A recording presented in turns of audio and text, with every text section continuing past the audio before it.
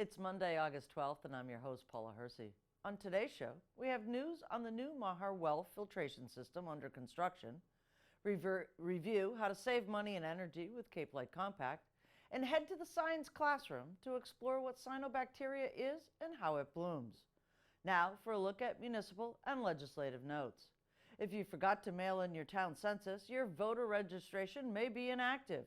Check in with the town clerk's office, 508-862-4044. The last day to register for the November election is October 16th. If you have students in your family who are going off to college, make sure they stop in and pick up an absentee ballot application so they can vote if they are not registering to vote at their college community. Not sure if you're registered to vote? Call us, 508-862-4044. Better to check now than to find out you're not on the voting list on Election Day. The Hyannis Water System broke ground on the construction of a new water filtration building at the Mahar Water Treatment Plant on Wednesday, August 7th. The $12 million upgrade to the water system was recommended in the 2016 Final Conceptual Design Report and confirmed in the 2017 Pilot Test Report. Construction of the Mahar Water Filtration Plant will follow an accelerated schedule and is expected to be operational by the fall of 2021.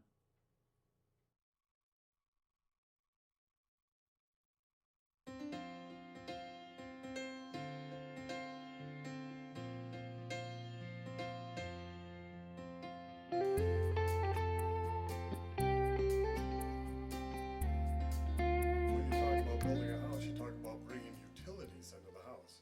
You know what's always mentioned as a utility? Water. Well, we don't think of it. You turn on the tap, it's always there for us, it's affordable. It's the commodity that we've gotten much too used to. But this group in here, I know, respect it far more for what it is. When you talk about commodities coming into your house, electric, gas, they're all done by big corporations. This is a homespun product that we have to watch over and be vigilant for to protect our neighborhoods. On behalf of Mass DEP, it really is a pleasure to join you for the groundbreaking of the Mahar Filtration Plant.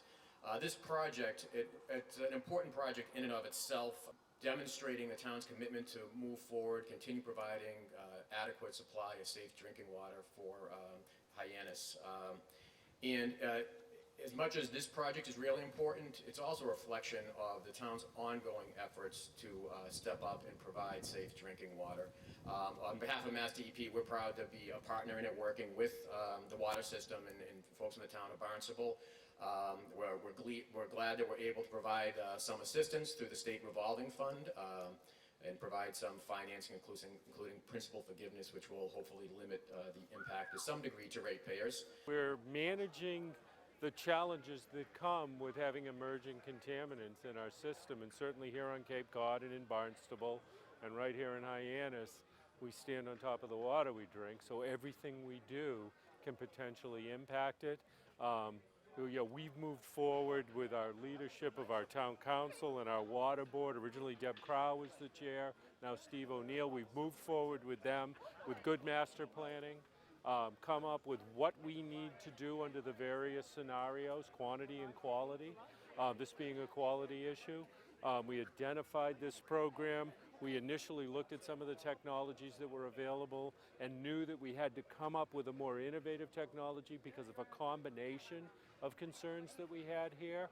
And what you see in an end product commencing construction is that effort, that combined effort, that support of our council and our water board, both in what we're proposing and financially.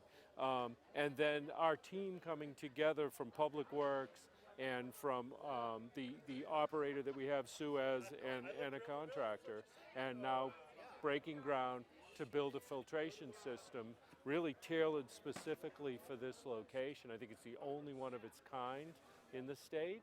And then we have partners like DEP who bring to us opportunities such as eligibility under the state revolving fund program, and when possible, principal subsidies. I think you know what that means, but they pay down some of the cost of the project and they give us low interest loans. So all of that together allows us to continue to proceed with managing these issues.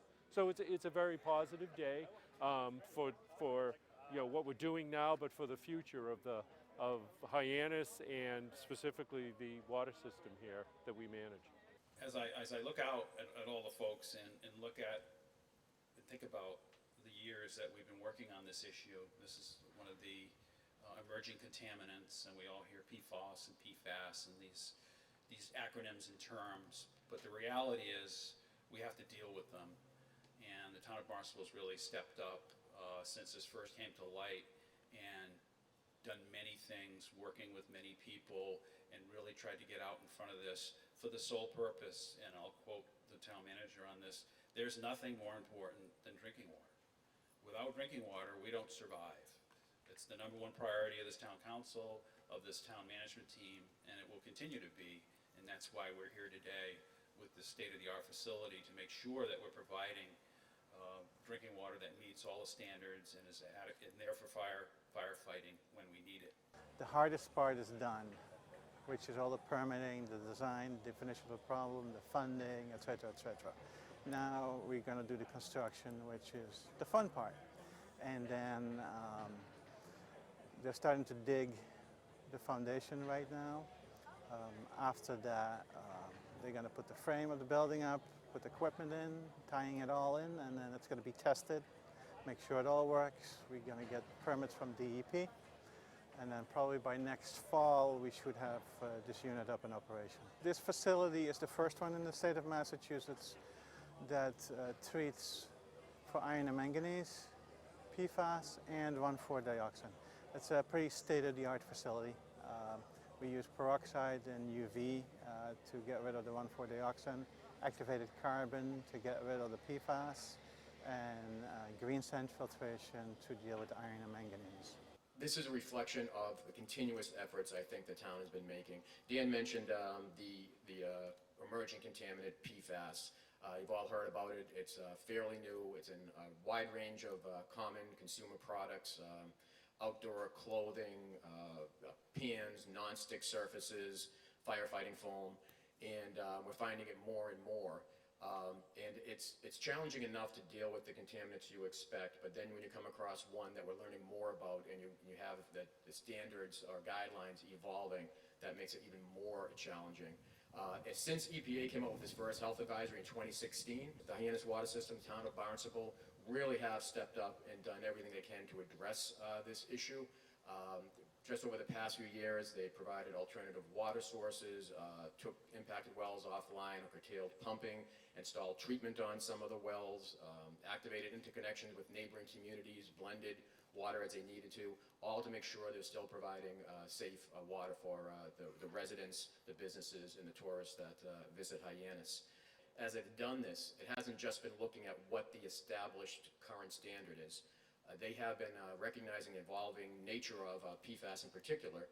They have been in close consultation with Mass DEP throughout, and they've been planning and managing their system on an ongoing basis to meet what we expect to be the new standard, to stay ahead of this. And I can tell you, as we're dealing with this complicated issue across the Commonwealth, that isn't the approach that everyone's taking. So we really do appreciate the efforts of the town, the water system, and the water board, and stepping up, taking the necessary action, and making the significant investment in the water treatment and other efforts to address the contamination. So we really do commend the town, the water system, the water board for stepping up, ensuring that you continue to provide an adequate supply of safe, reliable drinking water for residents of Hyannis, the businesses, and all the people who visit here. And on behalf of the town of Barnstable, I'd like to welcome you all to this wonderful occasion where we hold a groundbreaking for our MAR water filtration system. A groundbreaking in our culture has really become one of those rituals that recognize an event, but in this case it's really the culmination of a lot of events and a lot of work over many years, and therefore we celebrate this groundbreaking and look forward to the day when we can celebrate the grand opening of the filtration plant in not so many months from now. Cape Light Compact has announced the summer rate for electricity. Senior Power Supply Manager Austin Brandt joins us in studio to share this and news on their CLC Green Aggregation Program.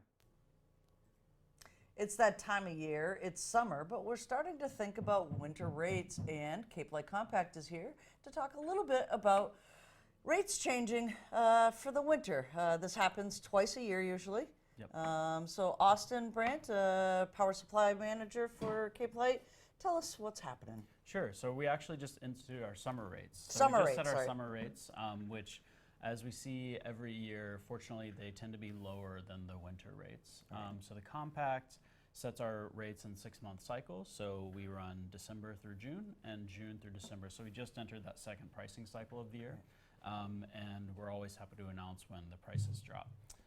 So our new standard price is about 10.7 cents per kilowatt hour for a residential customer. All right. And that'll be through December meter reads, and we'll announce winter pricing probably sometime in November. Right. Seems late for summer. I doesn't know, it? summer's almost over. It's hard to believe, but this is the time of year actually when people are using the most electricity on average. Right. So even though we tend to have higher prices per kilowatt hour in the winter, people's bills, a lot of people's bills at least, actually go up in the summertime. Even though it's fewer cents per kilowatt hour, they're using more kilowatt hours because they're cooling, they're running that dehumidifier in everyone's Cape Cod basement, and they are having guests over, or they're renting their house out and people are taking hot showers, washing a lot of clothes. So this tends to be a really high energy usage period for the year, and that's why we're always pleased to be able to drop rates a little bit lower for this June to December 6-month period. Right. And then in the winter, just to give people some context, it tends to be more on the natural gas side that our rates go higher in the winter, right? Yes, that's right. So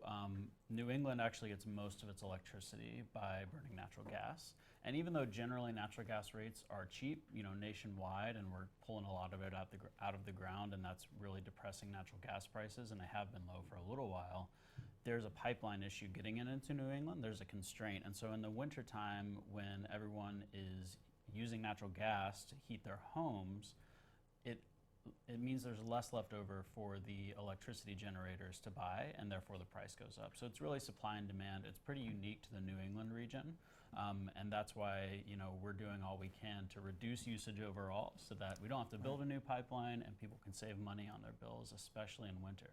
But it's equally as important in summer, and so we're really encouraging people right now to sign up for energy assessments through our program to reduce that usage and actually be ready for the winter, because there is a bit of a waiting period. And also when we think about energy usage, businesses at this time of year are cranking out some energy. That's right. Is there a difference in their rate structure as well over? Yeah, so we do have a different supply price for businesses. So our residential price is about 10.7 cents per kilowatt hour right now, and our commercial price is about 10.4 cents per kilowatt hour. And the reason we have different prices is because residences and businesses tend to have different load shapes, and that means there's different costs to serve those customers. Right. And what about folks who really are concerned about the environment? I mean, this show, we consistently talk about climate resiliency and, the things that are happening in our climate and, being conscious of what we're using for energy, fossil fuels. What does Cape Light Compact have that might help a ratepayer, take a little bit of bite out of that environment angst? Sure. So, of course, we have our energy efficiency programs. I'm never going to miss an opportunity to plug those, our free energy assessments, because the best way to reduce your environmental footprint is actually just to reduce your energy usage overall. And whether that's electricity, it's natural gas, it's oil for heating, we want to make sure people are using less. It saves them money, it saves the environment. But there's always going to be a need for energy. And for electricity, the Compact has a power supply option that is really going to allow people that want to do more in terms of promoting renewables just by paying their electricity bill. So our standard aggregation product is actually 100% renewable, but we have two options called CLC Local Green 50 and CLC Local Green 100 that allow people to do more than what our standard product does, and really focuses on local New England-based renewable resources, including some right here on Cape Cod. And so with our standard product, we are using renewable energy, but a lot of the renewable energy certificates we're using, which are these certificates that are generated by 1 megawatt hour of clean energy generated by wind or solar, they are coming from places outside of New England. Okay. And so for those that really want to see more renewable energy developed right here in New England, the CLC Local Green 50 and 100% options really give them that ability. And the way it works is, for those products, they're priced similar to our standard product. It's just a small premium per kilowatt hour additional to our standard product. So the price changes when our standard product changes in those 6-month cycle for residential and commercial customers. But CLC Local Green 50 and CLC Local Green 100 are just an additional price per kilowatt hour on top of those. And what we're doing is we're actually going out and we're buying renewable energy certificates from renewable energy generators right here in New England and on Cape Cod. So there are 7 solar projects on Cape Cod that we're using the renewable energy certificates, or RECs, from. And then we're also buying them from projects in New England. And the reason these RECs are special is because Massachusetts sets a requirement every year called the Renewable Energy Portfolio Standard. And what it says is, for anyone selling electricity in Massachusetts, you have to buy a certain percentage of your load, of your customer's annual usage. You have to match with these renewable energy certificates. And it actually increases every year. So what that means is, if it's increasing every year, that means more projects have to come online to produce those RECs. So it's really a market-based mechanism for bringing and incentivizing developers to develop new renewable energy projects right here in New England. And these Class 1 RECs, as they're called, these premium RECs that we're using for our CLC Local Green projects, they have to be based in New England. So it ensures that the electricity you're buying is actually supporting renewable energy resources right here in New England, which is one big interconnected grid. That's really interesting too, because it seems that Massachusetts specifically, as a New England state, has this almost this mandate that seems to be, just plowing forward here to really bring us into the renewable age here in Massachusetts. We have an administration that is really promoting renewables. That's right. And I think that Massachusetts in general is a very forward-thinking state in terms of energy policy. We've been ranked #1 in the nation for energy efficiency for 7 or 8 years in a row now, and beating out states like California. I mean, that's a pretty big deal. Right. The legislature and the administration have been working hard to get offshore wind online, which has the potential to be a really big renewable energy resource for our region. Right. I mean, we're called the Saudi Arabia of wind, as you probably heard. Right. And I think that the RPS, even though it was instituted a while ago, they actually just upped it, I believe last year, so that the percentage increases even more every year. And that's doing even more to drive renewable energy development, either offshore wind, but also onshore resources like solar. And so, yeah, I think it's fair to say that Massachusetts is ahead of the curve, but they're still really pushing and really finding ways to meet the Global Warming Solution Act that the legislature passed into law, and which requires us to meet certain goals by a certain timeline. And all of these policy initiatives are really pushing us towards that end goal. Right. How do people get the CLC 50 and 100? I mean, what's the process for that? Sure, it's really simple. So if you do have to be a Cape Light Compact Power Supply customer, and so what you would do is you call our power supply number at 1-800-381-9192. And ask our supplier, Next Air Energy Services, who serves all Cape Light Compact Power Supply customers, to sign you up for CLC Local Green 50 or CLC Local Green 100. Excellent. Fantastic information. Anything else you want folks to know? No, other than sign up for your energy assessment, and please support CLC Local Green by signing up for that as well. Excellent. Fantastic, Austin. We learned more about cyanobacteria from Karen Malkus-Benjam, Coastal Resource Coordinator for the town of Barnstable.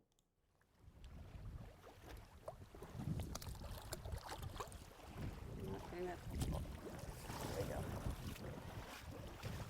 If you look at the top. Today we're looking for cyanobacteria. I'm trying to really get a sense of the community of plankton. Okay. And that includes zooplankton, cyanobacteria, and regular algae. So even a regular algae, green algae that's edible by the fish, could be making this cloudy, or sediment if it had been a heavy rain or runoff. There are a lot of things that can cause turbidity, but cyanobacteria is high on that list too. Okay.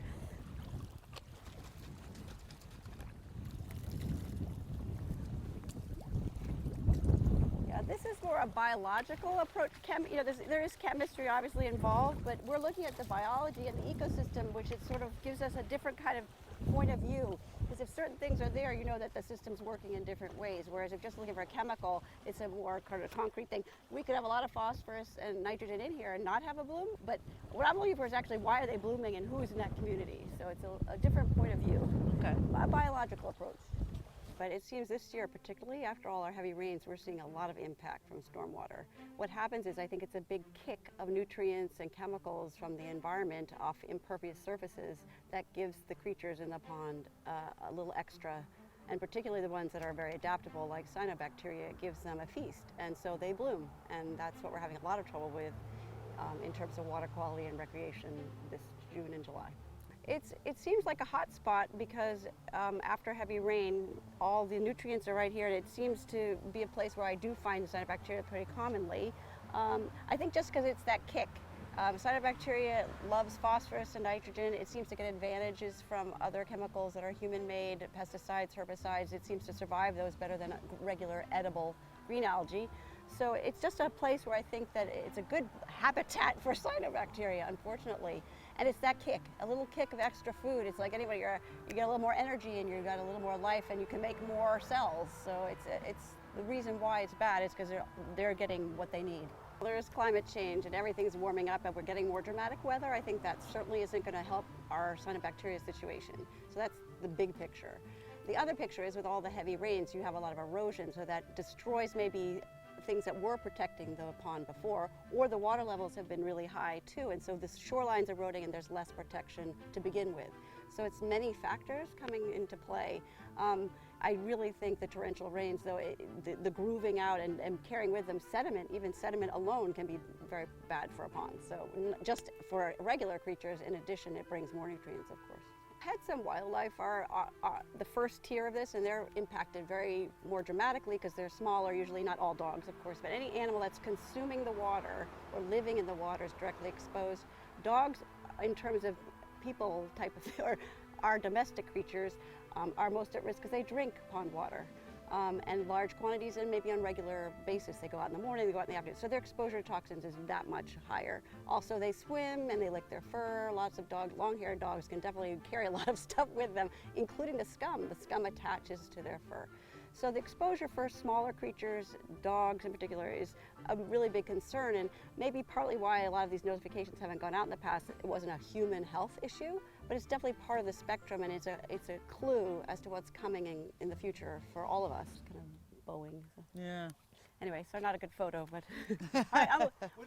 there's cyanobacteria in here, which is toxic, so don't drink it. Yeah. If you catch fish, do you catch and release? Or? Yes. Okay, then you're fine. It's sometimes, particularly in the organs, like the liver or the Did you see anything in there? Yes, it's hard to see right now. You can see a little bit of them. They're What's in little, there? tiny little flecks. See them that glisten green? I do see them. Yeah, that's the cyanobacteria. What is it? it's Is that bacteria? Yep, it's not really infectious or problematic that way. It's just when it decays, it makes toxins. And this particular species, it's called microcystis, is pretty much a guarantee that it'll do it, make toxins, that is. So Affects dogs. particularly, yeah, so because they What drink about it. the fish? It can harm fish. We're just doing new research on that, how it enters the food chain and at what level they get harmed. Yeah. If there's a bad bloom, they can lose oxygen and just die from anoxia because it can overtake the pond. And How long will that last? right now we're probably in week 2 of this, and sometimes it just goes up and down. They have a life cycle. We get a really bad one usually in August or the fall. So unfortunately, they're kind of these wave-like patterns. So this one looks like it's getting better from last week, to be honest, but I can't really tell until I go back and look under the microscope. Wow. When you're talking about public health, the expediency of what you have here is really what it's all about, right? Yeah, to me, so yeah. you want to be able to get that information, at least initially, Right. back out to the public, and the fastest and most efficient way to do that is to come back here with the samples. Yeah, and be right where I can send them information out, yep, on the computer. But I use the microscope to identify the species. I'll show you, we use a gridded slide, that's the coolest part of this. More than 70,000 cells, then I would close a beach.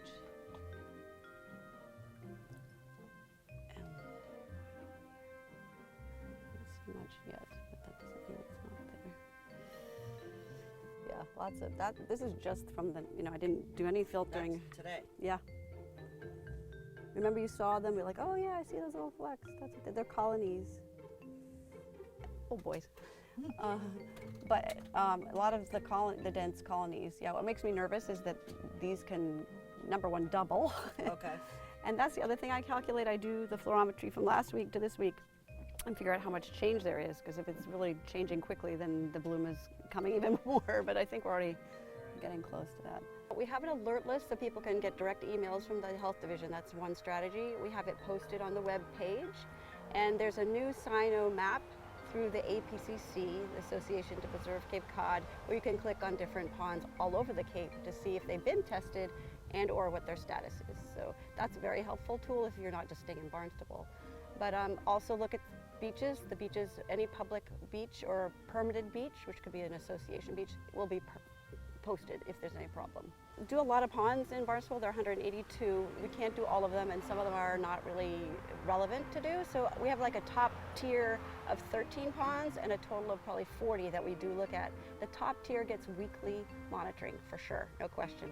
The second tier gets bi-weekly. If they have a problem, we bump them up to weekly, and so forth and so on. So there's some ponds we only get to monthly, and if there's no problem, we leave them at the monthly level. Otherwise, you kind of move up this chain of command, as it were, or a triage chain. And it's a way of, with small resources, to try to solve a big problem.